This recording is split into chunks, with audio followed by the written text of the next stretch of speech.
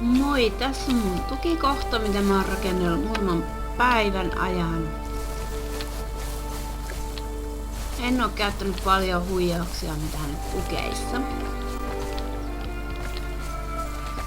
Ja settingit on 4x Harvest ja 3x XP, että olisi vähän nopeampaa. Ja yksinäni pelailen local hostilla. Ja crafting speed on 0.1. Täällä näin. Server password laittanut, ettei kukaan pääse tänne ja näitä lisäilyjä. Nämä minusta ihan hyvä oletuksena ja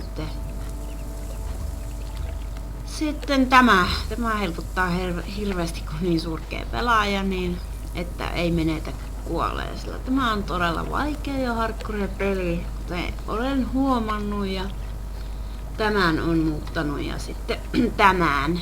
Muut on jättänyt aika lailla samaksi.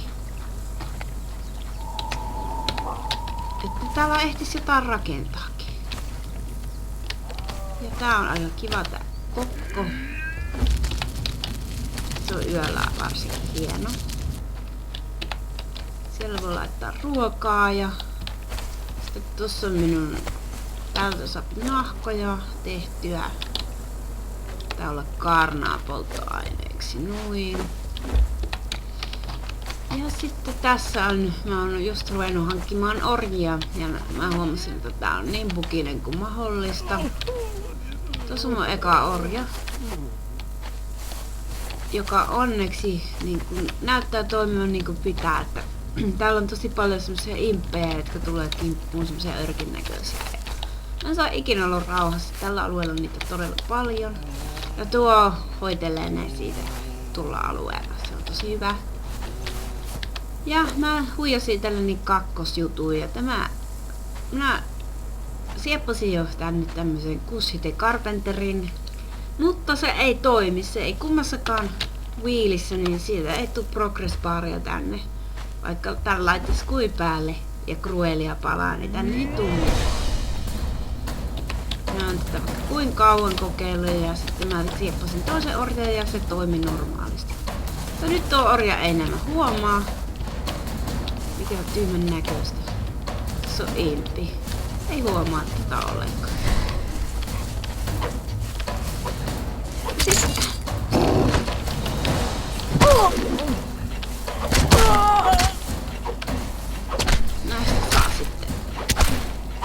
Lähinnä luuta, mutta haidia minä kerään tällä. Pikillä saa enemmän haidia kuin kirveellä, mikä minusta on aika outoa.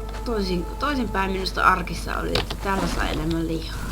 Minun mielestä tuntuu, että täällä saa enemmän haidia. Ja sitten minä itse olen rautakauella tällä hetkellä, eli mulla on ihan kiva hahmo. Tommonen. Mulla on rautamiekka, mutta se on tosi huono taistelussa, koska se kuluu. Mun mielestä sama käyttää kivimiekkaa.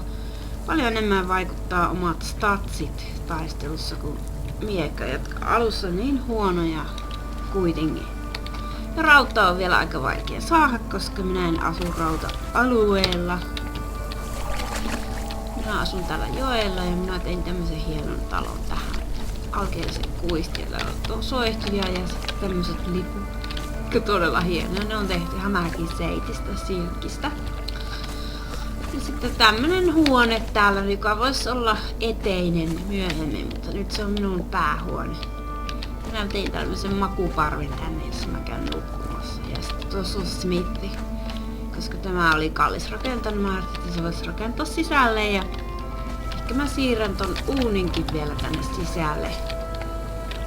Mutta se on tosi hankalaa tässä pelissä, koska tää ei salli siirtyä, se pitää purkaa ja rakentaa uusiksi ja siinä menettää tosi paljon matskuja. Ja sitten tästä kävellään läpi tänne sillalle. Kun mä rakensin, niin tästä pääsee kätevästi tonne rauta-alueelle. Ja tossa on minun jokin alttari, joka on mun toinen uskonto, minkä mä opin. Minä tapasin sellaisen erakon tuolla jossain täällä näin. kun kävin tutkimassa tuolla alueella, jossa oli erakko. Se oli ihan älyttömästi hyenoja, mutta sieltä mä löysin tämän uskonnon ja opin sitten, kun minä olen alun perin setin seuraaja. On aika siisti minun mielestä. Ja tääkin on pukinen, niin mulla häviää aina nämä näin, mitä täältä saa, niin yhteen, kun lataa peli uusiksi, vaikka mä oon tehnyt 10, niin mulla ei ole taaskaan niinku missään niitä. Nää auttaa tosi paljon taistelussa. Nää lisää regeneraatiota ja alussa varsinkin, kun ei osaa tehdä mitään juomia eikä muuta, niin tuo on tosi hyvä. Ja mä tarvin tällaisen, millä mä saan sitten Unblemished Human Meatia, kun on tappanut NPC-ihmisiä tässä pelissä. Ne voi uhrata tonne alttarille ja saa sitten sitä. Ja sitten mä rakensin tää sillankin tälleen, että tää on ihan vaan tällaisia Stone Brick Foundationeita, että tää on tämmönen tukevan näköinen. Ja siihen meni aika kauan aikaa, mutta ei niin paljon kuin on 4x Harvest. Ja tuosta se menee niinku vesi läpi, ettei ihan järvi tukossa. Koska tossa on tämmönen kiven murikka, joka estää niin rakentamisen. Ja sitten rakentaa sen päälle. Ja täältä mä pääsen sitten rauta-alueelle. Aha, siellä on ihmisleiri. Se näkyy sitten illalla paremmin nämä leirit tulee tuolla. Missä on ihmisleirejä. Täällä alueella, alkualueella on vaan tosiaan 3 hengen leirejä. Siellä on leiri tuli ja 3 ihmistä. Mutta täällä syvemmässä autiomaassa vuoristossa voi löytyä isojakin kyliä.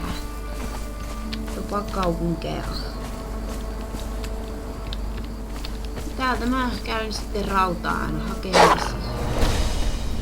Ja täällä on aina hyödyä.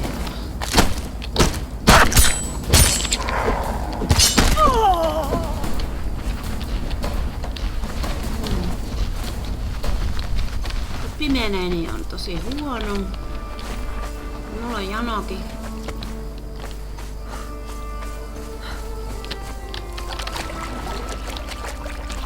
No mulla.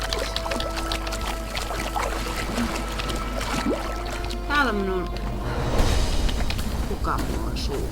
Alligator. No niinpä tietysti. Joka paikkaan mihin menee, niin täällä on aina vain tapetta.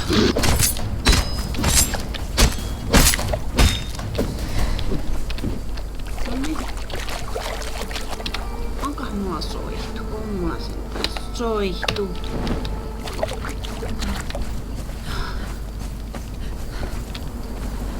Tää on myös aika kivan näköinen illalla. Tänne mä rakensin setin temppelin, koska tässä on tämmöset 2 patsasta. No. Jotka minusta näyttää faaraoilta. Tai humanoidelta, ihan mitä ajattelin. Tämä setin temppelikin on tosi pukinen. Vaikka mä oon tehnyt kuinka monta set antidotea, niin täällä näkyy aina vain 1 Manifestation of Seal. Vaikka se lisääntyy se määrä, mitä enemmän tekee näitä. Ja nämä häviää kans mun inventorista jatkuvasti. Mikä ärsyttää. Jotenka jos mä haluan pelata tätä, niin kuin tätä pitäisi, niin mun pitää huijata. Minä etin itselleni vaan antidoten täällä. Gear. Laitetaan vaikka 10 noin. No niin, nyt mulla on näitä. Mä oon tehnyt niitä otepui, samoin niitä toisia. Mutta mä en tiedä sit voiko tätä päivittää tätä alttaria, jos se vaatii näitä niinku sitten. Mikä harmittaa, toivottavasti ne korjaa sen kukin pian.